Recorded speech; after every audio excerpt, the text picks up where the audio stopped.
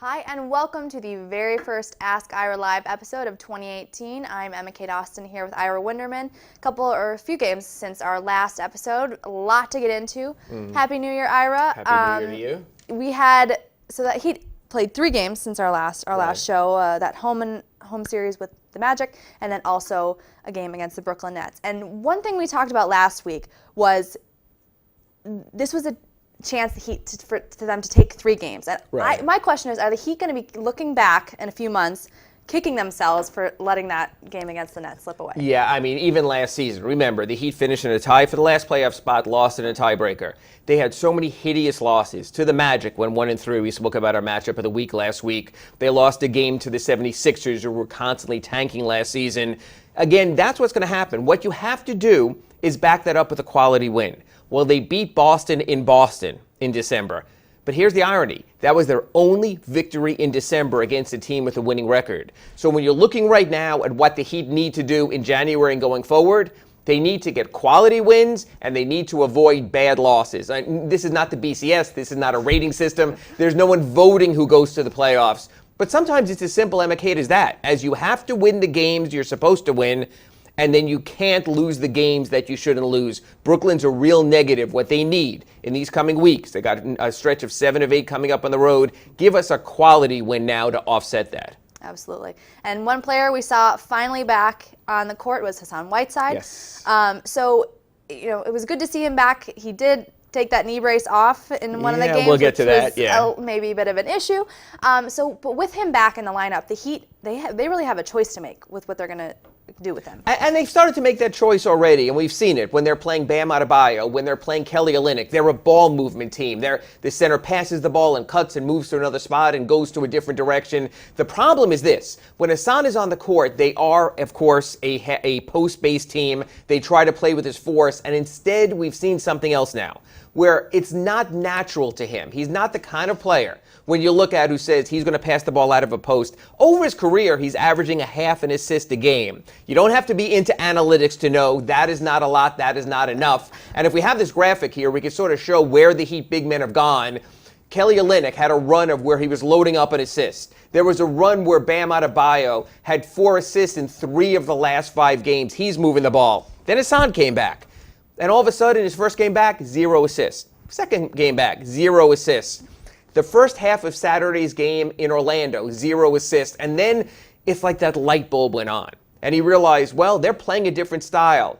Until Saturday's game, Hassan Whiteside in his career had never had more than 3 assists in a game. So he set his career high just in the second half alone on Saturday. But is this a natural thing for him to do? I mean, it's almost weird the way I could phrase it, but passing is almost an unnatural act for Hassan. It's not who he is, and you know what? It's not what most powerful players are. Alonzo Mourning didn't pass the ball a lot. Ronnie Cycli, the Heat's first center, didn't pass the ball a lot, and that's fine.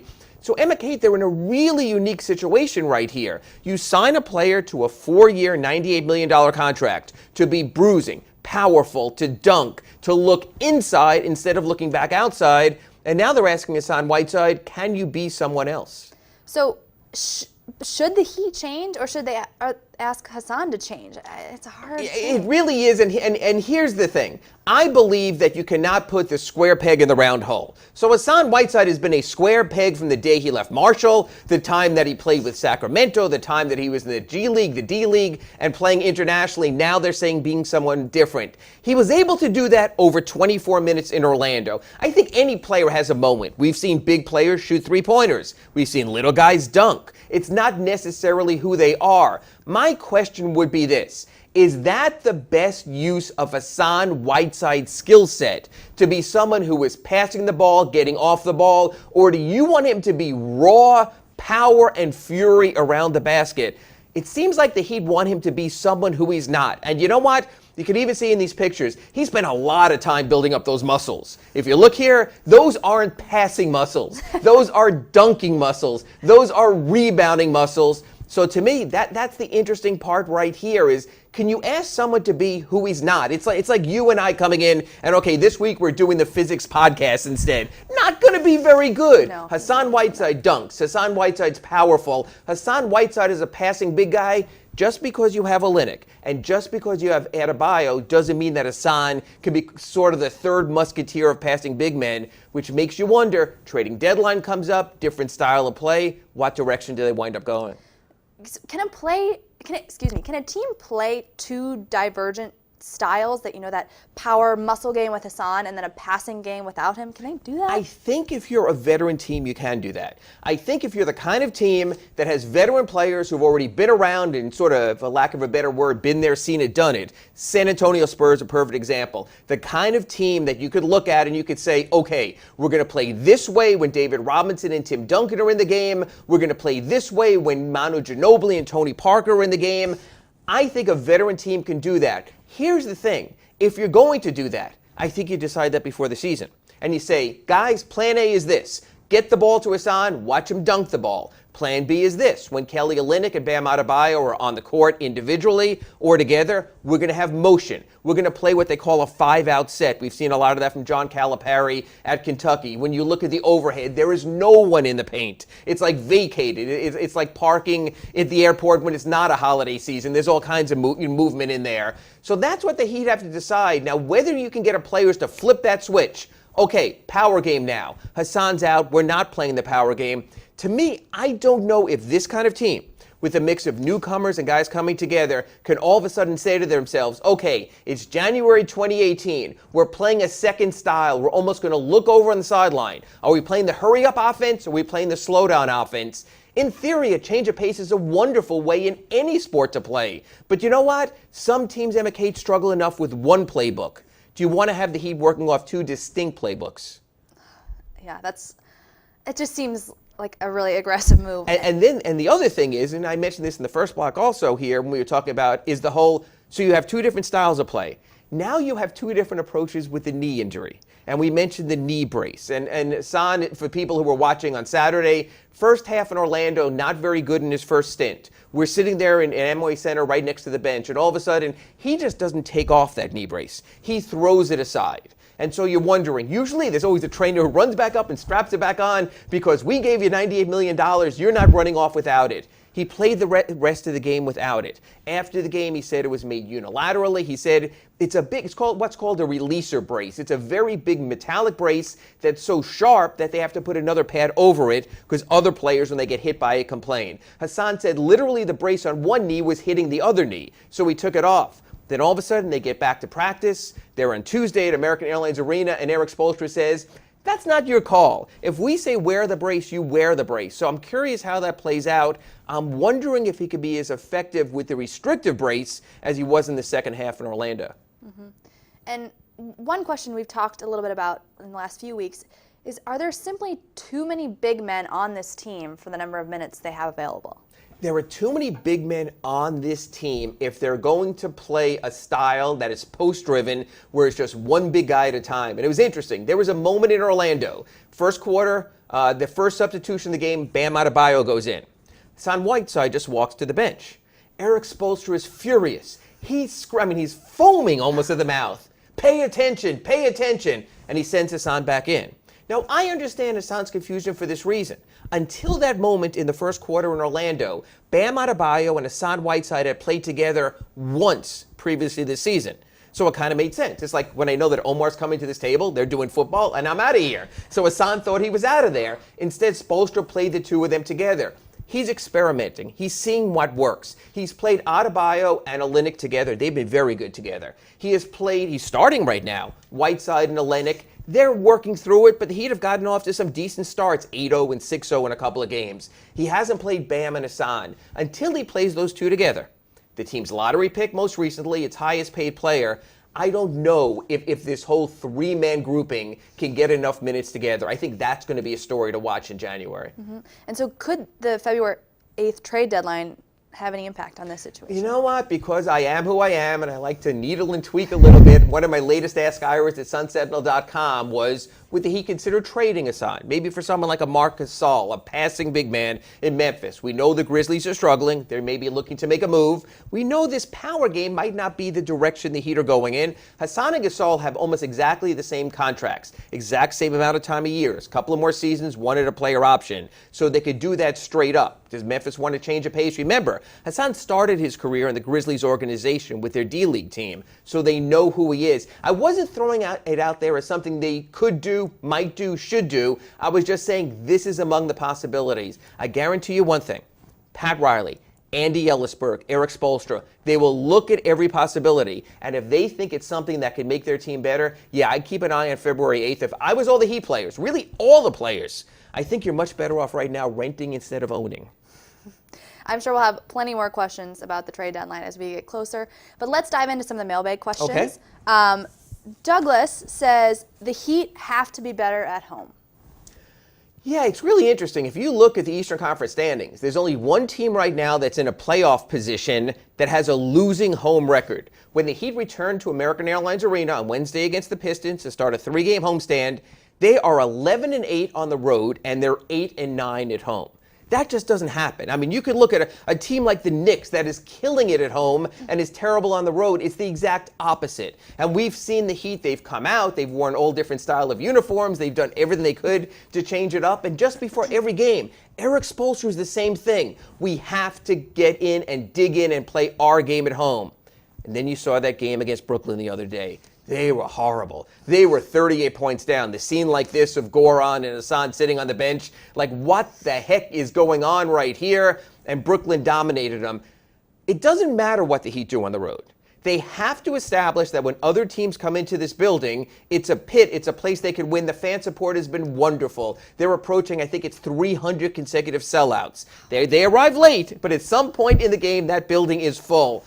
They've got to get it going. Right now, 3-game homestand. Like I said, Detroit on Wednesday, the Knicks taking off national TV, but that's going to be on Friday, Utah coming in Sunday afternoon. You've got to get those 3 because you're going back out on the road. And you might tell me, well, 7 of 8 on the road, they're fine. They're 11-8 on the road. That's going to even out. That's going to catch up to them. If the Miami Heat do not have a winning home record, I would find it really hard to figure out how this team can wind up being in the playoffs. Absolutely. They really need to make a statement with this 3-game homestand. Yeah, this has to become their place, their house. All right. Next question. Too many bigs, not enough wings seems to be fine, barring another injury. But what happens when the roster fills out and Erik Spoelstra has to find playing time first for James Johnson and Justice Winslow, later on for Rodney McGruder? Couldn't that throw the whole progress thing out of kilter? And we're going to see that because James Johnson worked out Tuesday at American Airlines Arena. He was upgraded from doubtful to questionable. And when you're a team captain and you move to questionable, you're probably going to probable, you're probably back. So right now the Heat are cycling through Kelly Olynyk and Hassan Whiteside and Bam Adebayo. But they're going to have more perimeter options, like we spoke about earlier about the Hassan thing. And Rodney McGruder, I got a feeling, is back sooner rather than later. He's doing all kinds of workouts at the arena. You see him going hard, and it's almost like the Heat tell us, don't look directly at him, like you turn to salt or something if you do. They don't want us to notice, but he is working really hard. I think he's coming back soon also. Justice Winslow is kind of weird. He just had this knee strain, and he keeps missing game after game, out for the Detroit game again. Dion Waiters, the ankle. I'm not so sure when or if we're going to see Dion Waiters again. But let's just factor in that James Johnson will be coming back. Rodney McGruder has worked way too hard from that preseason leg surgery not to be coming back. I'm curious to see how Erik Spoelstra makes it work, but I know this. The young faces of this franchise are Tyler Johnson, who was terrific in Orlando. 22 points in the third quarter alone. Josh Richardson had himself a month in December. If they get Josh Richardson's December in January, they'll be delighted. Those two were locked in. How do you find minutes for the other guys? You know what? The other guys should force you to play them. I think that's going to be the question right now with James Johnson, with Rodney McGruder, and maybe even with Justice Winslow. And isn't this why you have a coach, though, to make these tough decisions? You got to make the hard decisions, and you have people like us who show up here every week to say why they're wrong. And it's like we spoke even about the approach with Hassan Whiteside. Erik Spoelstra has to do in his gut and in his heart what he feels like is the best thing. I don't think he's overly enamored with the way Whiteside is playing. We spoke about that in the opening segment and the passing style. But he's going to have to reach a point where he's going to, Pat Riley used to say this, when you go to the playoffs and all of a sudden you go with a tighter rotation and you trust 7, and you play 5, and you rely on 2 or 3. That's what Erik Spoelstra is searching for right now. And you know what? There will be some hurt feelings. And it might be like a Justice Winslow from starter to not playing, or a Dion Waiters from starter to off the bench. But you know what? He's in his 10th year with the team. He has the kind of security and support from management. I'm glad it's the right finger right there. I got to be careful in those kind of pictures. He has the support of the team right now. that I think Erik Spoelstra has no feeling or compunction that he has to play anyone, that he is going to play his most productive players because, again, 2 of the next 4 Heat first-round picks are off to Phoenix in that trade for Goran Dragic. They're playing to win. This is not the tankathon in Philadelphia or building for the future. When you're a 10th-year coach in the NBA, the future is now. As we see here, calm everything down, get it together, and Erik is going to play the guys he most trusts. All right, last question out of the mailbag, and don't forget to submit your questions. We're still going to answer Keep those some cards more. and letters coming. Exactly. We're going to still answer some more at the end of the show. Submit them on our website, on Twitter, and we'll definitely get to them. Last one for now is, are the Heat able to sign Derrick Walton Jr. to a regular NBA contract and keep him for the whole season? And that's an interesting point. This is the first year ever of NBA two-way contracts. Derrick Walton was one of 2 players signed to them. The other one was Matt Williams. He was cut over the weekend. They moved on to another player. We'll discuss that in a second. Right now, at this taping, Derrick Walton Jr. has 16 days left on his 2-way contract in the NBA. The Heat can maintain his rights, send him back to the D-League, the Sioux Falls Skyforce there, and play him rather in the G-League and play him there, or else they have to make a decision. On a 2-way contract, you cannot spend more than 45 total days in the NBA. So he has that going on right now. I'm not so sure. He has been good. He has been good enough, but we just mentioned all those perimeter players coming back. So do you cut someone on your roster? You would have to make a roster move. A.J. Hammond is a roster player playing in the G League. I think they want to hold on to his salary just as trade ballast. I don't think A.J. Hammond ever comes back. Udonis Haslem never plays. No one's cutting Udonis Haslem, believe me. He's on the cover of the media guide. He is coming back for good. I think Derrick Walton Jr. is at a point right now, I could very well see these final 15 days on his 2-way in the NBA being his last 15 days in the NBA this season. He has done what the Heat wanted, but I'm not so sure he is necessarily a quote-unquote answer for a team looking to make the playoffs. And you mentioned this a little bit earlier. Over the weekend, the Heat released Matt Williams Jr., but then they also signed Derrick Jones Jr. Yeah, so they basically what they subbed out their days there. Matt Williams was brought in out of UCF, Central Florida, for his 3-point shooting. He was terrific in Summer League. He was very good in the preseason. Never quite found that stroke with the Sioux Falls Skyforce in the G League, so they let him go. And again, it's the maneuvering of those days. Derrick Jones Jr., you guys might remember this, a really interesting story. Last year, he was selected to the Slam Dunk Contest at All-Star Weekend, even though he never dunked in an NBA game. He's the guy, he had the YouTube highlights. In the D-League, he was lighting it up, so they invited him there. Unbelievable, uber-athletic, skinny type of forward. Well, what the Heat also got on that, because there's always a second reason. We're 26 days left. The 45 days in the NBA are prorated. So Derrick Jones Jr. comes in. He's going to have 26 days of NBA eligibility, which, if you do your calendar math, is really curious, because you mentioned previously the trading deadline is February 8th. They could massage these days. So Derrick Jones stays on the Heat roster until the trading deadline, see how it works out then, see if they want to open a roster spot. So a lot of times it's not as much who you are and what you can do, but what your contract reads. The last day to sign a player to a 2-way contract is January 15th. We'll get into that a little in next week's show. There's a possibility the Heat cut Derrick Walton Jr., although hopefully he's not watching right now. Derrick, you keep pushing. And they bring in another player to maybe get another 20, 22 2-way days from those players also. It's all about the math here, even though I promised you there would be no math when you took this show. Yeah, come on, Ira. All right, I'll work on that. All right, so again, continue to submit those questions. We'll get to some more in a little bit. But now let's take a look back, as we've been doing every week, in celebrating the Heat's 30th anniversary season. So today, Ira, will you please tell us your all-time top 10 power forwards? Yeah, you know, we do this every week, 3 decades of Heat. The franchise started in 1988. I've been here for all 30 years, but for people who are asking and can't figure out, I started when I was 12. That's why. So it just, exactly. So don't do the math, folks, please. But I've been here all 30. So today we're going to look at my list of Heat all-time top 10 power forwards. And if we go to the graphic, we start with John Salley, who you also, and I think later in the year when I do all-time Heat busts, we might include in there also, but he was special because he was one of the first outsiders brought in. He played meaningful minutes, even if he didn't do as much with it. Sean Marion, he came in the transition period. When the Heat were transitioning between Shaquille O'Neal and Jermaine O'Neal, he was in the interim. They call him the Matrix. He lit up the box score. It's what he could do. Kurt Thomas, he was inherited by Pat Riley. The last first-round draft choice the Miami Heat made before Pat Riley took over in the front office, Dave Wohl, the longtime former Heat assistant coach, NBA player, he made the pick. A feisty player when he came out of school, got into a bunch of fights, really mean inside, and the irony there is he tormented the Heat when he then went to the New York Knicks in those great playoff series. So right there I have my, that's where we're going to start the list with those three. And going back to John Salley quickly, so he was a championship defender, rebounder for the championship bad boy Detroit Pistons, and then he tried to be a scorer with the Heat. So what went wrong with, which was ostensibly the Heat's first major free agent? You know, and you pointed it out right there because he tried to be who he wasn't. John Salley, when he played with Chuck Daly with the Bad Boys, alongside Rodman and Isaiah Thomas and Joe Dumars, he was sort of the junk garbage kind of player. He did the little stuff.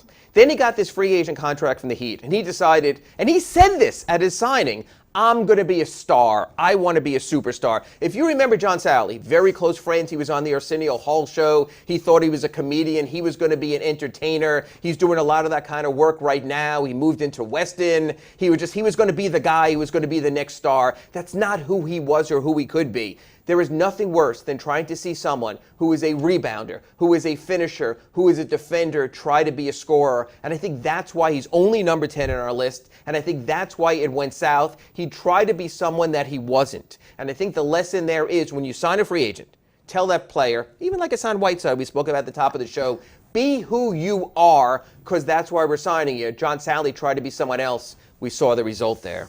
So we'll continue down our list here with our next three. Terry Davis, interestingly, his son right now is playing in the NBA as well with the Portland Trail Blazers. Just a fierce rebounder. When the Heat were down, they needed a rebound, they got it. Number 6, a player that the Heat signed to be their small forward of the future. When they signed Luol Deng, the entire goal right there was, okay, we're going to sign Luol Deng, and he's going to wind up being the replacement for LeBron James. Instead, they found about halfway through when Chris Bosh got ill, he's a better power forward. His best days with the Heat came when he moved to the 4, a stretch 4, hit his shots. The Heat would have loved to have kept him. The LA Lakers 2 summers ago came in with this offer of almost $20 million a year, and basically the Heat said, well, we love you, but we don't love you that much. So he's midway on my list here. And then Anthony Mason. He had a history with Pat Riley. Here's the irony. He played for Pat Riley with the Heat, and yet he was suspended from the Knicks when Pat Riley was the coach in New York for some of his antics, came back to the arena in disguise, sat in the stands just so he could be at the game. So he was the last guy, if you would have told me he was going to succeed with the Heat, and yet in a very special moment in time, he's the player they needed most. Yeah, because he was only with the Heat from 2000 2001, but you know, what a season that was. He stepped into the power rotation after Alonzo Mourning was sidelined, and then, you know, that trade that brought Eddie Jones, and Mason really emerged as an all-star in 2001. Yeah, I mean, all of a sudden you're saying to yourself, 2000 was a really tough time. The U.S. had just won the gold medal in the Australia Olympics in Sydney. During those Olympics, Alonzo Mourning flew halfway or more, I guess you can't come more than halfway around the world, to come back home for the birth of his daughter, whose middle name, by the way, is Sydney because of those Olympics. Zoe wins the gold medal. On the way back, he's sitting next to Tim Hardaway from the Heat, who's on that flight with him, and says, something doesn't feel right. We find out later Alonzo has kidney illness, misses almost the entire season. And you say to yourself, who's going to fill the void? And we're looking right now, Anthony Mason stepped in and filled that void. Filled that void so well that he became an all-star that year for the first time. Filled it so well it became an all-star starter. And then the Heat gets to the playoffs. And Alonzo says, I am back. I'm on my medications. I can play again. And it was a real tough call for the Heat. They put Alonzo back in the starting lineup. It took that leading role away from Anthony Mason, and we saw what happened. That the Heat lost in that first round of the playoffs. Anthony Mason leaves for the Bucks the following season. But for that one season, for what he did out of nowhere, I would put it this way. It was the most surprising season in Heat history when it came to the play of a power forward. As we move on, and here's a familiar name to anyone who's followed the Heat, the first power forward. Really stepped in. They had Pat Cummings originally, but Grant Long, second-round pick, 1988. Sort of the start of, you know what, every guy in this list is the same player. heart and hustle. None of these guys you're saying are all-star types or great free agent types, but each of these guys, Grant Long, Udonis Haslem, P.J. Brown, they did whatever was asked by Pat Riley or the previous Heat management. That's the kind of template that the Heat have had right now. If you want to work, if you want to see what a Miami Heat player was, you look at Grant Long. If you want to see what a Miami player who could fight through the playoffs was, you look at P.J. Brown. And if you want to see what a Miami Heat all-time captain is, with his number 40 eventually to be retired, you look at Udonis Haslem. So these three players especially, I really like the way that they're grouped together. Yeah, and there's a reason that Haslem is featured on the cover of the Heat's 30th anniversary media guide. You know, it feels like he's been there for all three of the franchise decades. Yeah. But he has been a presence for 15 seasons. He's the captain now, but he was the championship contributor alongside Shaquille O'Neal, LeBron James, Dwayne Wade, Chris Bosh, and now he's really become a mentor to the next generation. A special guy. And remember, he came out of Florida. He came out of Florida sort of like the Pillsbury Doughboy. He was huge. Anyone go back to those Gators media guides. He went to France. He went with his mother. He lost all the weight. He came back muscled. And all of a sudden, the Heat brought in this superstar rookie. Dwayne Wade was arriving. This was going to change everything. And this other guy. And how ironic, after all these years and 3 championships later, it's Udonis Haslem who is the guy who has sort of held it together, who sort of, from the old school and the previous generation of the Heat to what they are right now, there has not been a better leader in franchise history. There has not been another player or any coach, whether it's Pat Riley or Stan Van Gundy or Erik Spoelstra, says, I want this message taken care of. And even recently, and we spoke about this at the top, the loss to the Brooklyn Nets the other day. They went in there, and who was the guy who spoke up at halftime? Udonis Haslem. And in Orlando, when they were down big, 18 points in that game, who was the guy who spoke up? Udonis Haslem. 15 years later, we spoke about roster spots. And would you keep a Derrick Walton Jr. at the cost of another player? It's not going to be Udonis Haslem. He simply is the guy that he's entrenched. You have 15 roster spots. He's one of them. Work around it however you can, but he's that guy. So you might say to me, well, you said all that about Udonis Haslem, so shouldn't he be number 1 in our list? And look, it's still about skill. It's still about being a special player. And that's why, and I spoke to you about this when we went through some of the other players and that big 3 championship team, Chris Bosh. The skill set that he had to be able to at times move to center, to play as a point power forward, to bring his game out to the 3-point line, there's a reason that Heat Big 3 team with LeBron James and Dwayne Wade and Chris Bosh went to 4 consecutive NBA Finals, won 2 NBA championships in 2012 and 2013. And even as you remember, we did all-time great Heat moments and that great Ray Allen shot. People forget, and it's not fair, who got that rebound. It was Chris Bosh who got the rebound of LeBron James's miss, who found Ray Allen in the corner, hits that shot, win Game 6, win Game 7, championship. And Emma Kate, I have to say, of all the Heat players we're listing in our top 10 list of all time, and we'll have more coming down the road, this is the one I feel the most for this reason. All of a sudden, the blood clots show up. And in the middle of a season at an all-star game, he can't play, and he can't go to the end of a season. Then the following midseason, he can't play again. Then the Heat get roster relief, and I think ostensibly his career is over right now. I don't see how you sit out 2.5 NBA seasons to come back.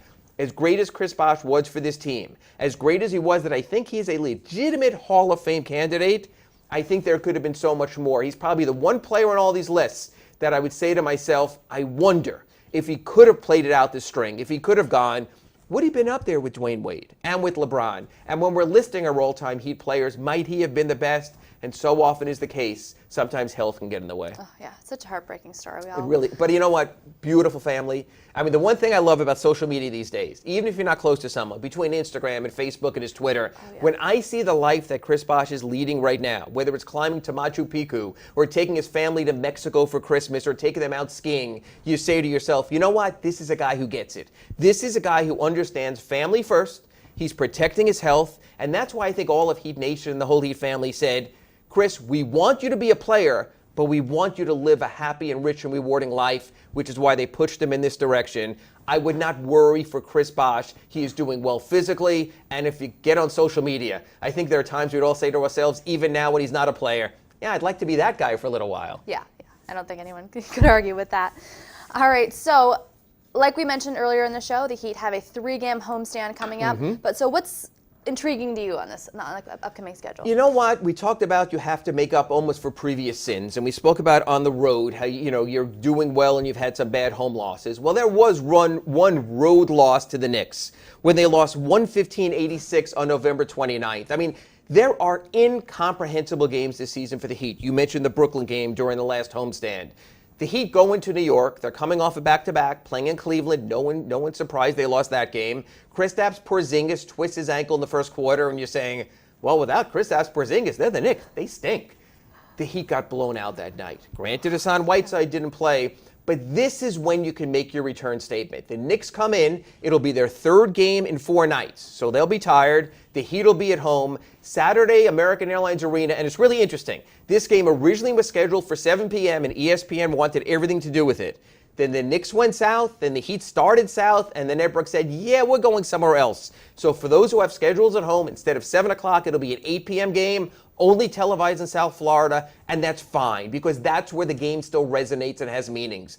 You cannot lose 2 games to the stinking New York Knicks in the same season and say you're a legitimate playoff contender. Yes, the Knicks are coming around. They got rid of Carmelo Anthony. They're finding themselves behind Porzingis. That's a nice little New York story. Again, if the Heat don't make the playoffs, there's a good chance the Knicks will. They're right next to each other in the standings now. This is like when the Heat played the Bulls last year. They both finished 41-41. You can't afford to lose this game. I don't want to say must win because then I'll look like an idiot, but for January, the first week of January, probably is an important a home game as the Heat are going to play for a little while. Absolutely. They just turned the corner, 2018. Need to start off strong. All right. So we're going to take a few more questions the viewers have submitted. Alan says, you know Pat Riley better than me, so do you see him making a move before the trade deadline for a star player, as we are in need of one of those right now? And what would he be willing to give up? I really think Miami can use Dragic as an asset for a star point guard in a bad team, a.k.a. Kemba Walker. You know, and that's an interesting question from this perspective of the Goran Dragic issue. Like I told you, I think any player in this team is tradable. When you're around 500 and you haven't gone anywhere in the playoffs for years and you've overhauled your roster, that's fine. But here's sort of the sticking point that makes it difficult or creates what the way I would phrase it, creates bad optics, and that's this. The Heat still owe the Suns 2 draft choices from that trade for Goran Dragic. So do you want to trade away Goran Dragic for another player, maybe a star, and then all of a sudden Phoenix is getting a lottery pick this June and getting a lottery pick in 2021, and you say to yourself, where did that draft pick come from? And then you're going, oh, that was the Goran Dragic trade. Do you really want to have to say to yourself then, didn't he used to play here? So I think as long as you're making payments, you know what, to me it's like making payments on a car. You can get rid of a car and move on, and everyone does it. Is there anything worse than still having to pay off a previous car when you're driving a different one? So I think they stay in their late model sedan, maybe don't go for the sports car. I think they could make a trade. I think the optics on a Goran Dragic trade would be difficult. Mm-hmm. All right. So next one is Jones Jr. eligible to be in the dunk contest with the 2-way contract? Well, yeah, I mean, if you're in the league, you can be there. Like we spoke about, this is a guy who didn't dunk in the NBA, was there, finished runner-up to Glenn Robinson III last year in All-Star Weekend. He can, he won't. The NBA knows that was sort of an embarrassing look. Like, you're not good enough to dunk in our league, but you're going to win our contest. They don't want that again. They're going to go in a different direction. If anyone from the Heat is at All-Star Weekend, I don't think they'll have an All-Star based on their record, based on Hassan's injury. I could see that. I think it would be Wayne Ellington in the three-point shooting contest. He's not among the percentage leaders. I think he's not even in the top 30, but he is in the top 8 in conversions, and he has been the difference maker. The league really likes to get at least one representative from every team. I don't think it's going to be Derrick Jones Jr. I think Wayne Ellington could have a chance. All right. Zach asks, why don't the Heat use Justice to run the offense more? He showed he can create for others in the preseason.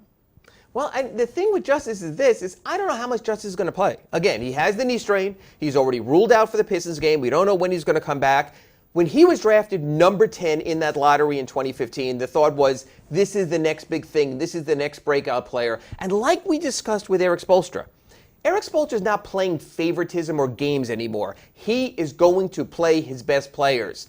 I'm not so sure right now that Justice Winslow is one of your best players. You know, this is an exercise. Folks, if you're sitting at home and you got a pen and pencil, even if we're off the air, write down the names of Heat players in terms of importance.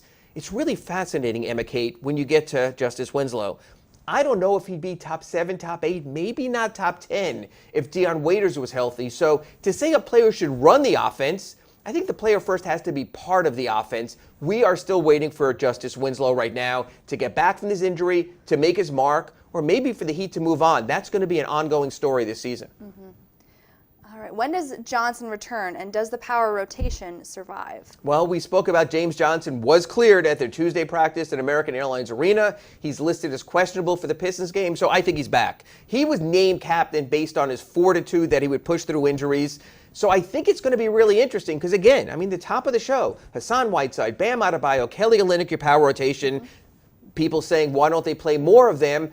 James Johnson, I thought when he was signed as a free agent away from the Raptors, was signed as a small forward. My friend up in Toronto, I asked him, I said, what can he do best? He says he can guard other teams' small forwards. He can guard Carmelo. He can guard LeBron James, ostensibly making him a small forward. So my thought is, could they move him back in that rotation? Josh Richardson's still your starter, but I think unless you get minutes for James Johnson at small forward, I don't think the math's going to work. That's going to be another one of those Erik Spoelstra questions. Oh, yeah. He's going to have a lot. A lot of questions, yeah, that's for sure. So I hope for Christmas he got a lot of answers as gifts. Yes, we'll see. All right, Mike from Pembroke Pines says, I know as Heat fans we lament that we don't have a leading man, a closer. I really like Tyler Johnson and Josh Richardson. No offense to Hassan Whiteside. Any chance the Heat can force-feed Tyler and J-Rich to feature them more in an offensive role to see what they can do? I think you saw that to a degree. When you have a player like Tyler Johnson score 22 points in the third quarter in Orlando, I think it's safe to say that meets all the qualifications and checks the boxes of being a go-to player. Josh Richardson stepped up and made big shots. You know what? You also have to step back. And you have to be honest. When they closed that executive suite at American Airlines Arena, and Pat Riley and Nick Arison and Adam Simon and Andy Ellisberg are in there, and you have to say to yourself honestly, do we have a star? Do we have the kind of guy, we try to get Durant, we didn't, we try to get Hayward, we didn't, who can be on this roster our leading man? And Emma Kate, I think the answer is going to come soon enough. When we have all-star voting for starters, all-star voting for reserves, the Miami Heat will not have an all-star. My thought is this, if you do not have an all-star, you do not have a leading man. And Pat Riley said in the offseason, we have all-stars, they just haven't been voted in yet. Well, I think there's going to be another season when someone probably won't get voted in. Yeah. All right. Fred asks, I keep wondering why Erik Spoelstra keeps getting a free pass. He tolerates inconsistent play as well as lingering injuries, which seem to keep guys out forever. I can't see this team ever winning anything with him as the coach. He is too low-key and doesn't seem to motivate the team. I can't see Greg Popovich standing for this nonsense. Yeah, I think it's a bit much. And obviously even the respect there, and I've done it. I've misspelled his name also. I've had an ERIC, so I totally understand all of that. I would put it this way when it comes to Erik Spoelstra. When you have made 4 NBA Finals and won 2 NBA championships and had to restructure your team, losing LeBron James and losing Dwayne Wade and losing Chris Bosh, you are getting the longest possible rope to deal with your players. And you know what? Again, if you were to tell me Erik Spoelstra is not using his all-stars correctly, I'd have no issue with that. If you got Kevin Durant and didn't win big, no problem. If you got Gordon Hayward and didn't win big, no problem. But you don't. You have a group of nice players. You know what a group of nice players gets you in the NBA? Gets you to 500. That's where the Heat are right now. I think Erik Spoelstra is getting the most out of his talent for what he has. And keep this in mind. The second half of the last few seasons, basically almost every Erik Spoelstra season to this point, this team has been demonstrably better. Last season, 30-11 over the second half of the season.